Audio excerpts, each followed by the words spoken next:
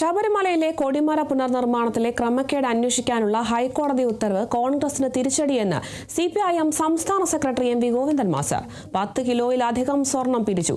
അതിൽ 5 കിലോയോളം കാണുന്നില്ലെന്നാണ് പറയുന്നത്. വി ഡി സതീശൻ ഇപ്പോൾ മിണ്ടാട്ടമില്ലെന്നും ഗോവിന്ദൻ മാസ്റ്റർ പറഞ്ഞു.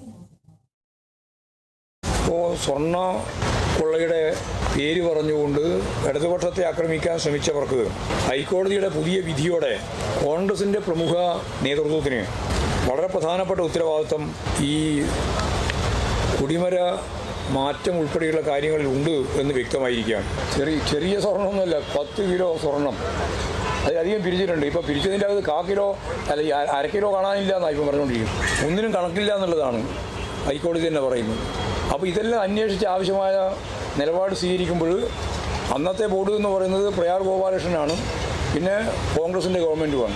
ഇപ്പോൾ SITയെ സംബന്ധിച്ചും ഹൈക്കോടതിയെ സംബന്ധിച്ചുമെല്ലാം വിമർശനപരമായ കാര്യങ്ങളാണ് വി ഡി സതീശൻ പറഞ്ഞുകൊണ്ടിരിക്കുന്നത്. വി ഡി സതീശന് മിണ്ടാട്ടില്ല.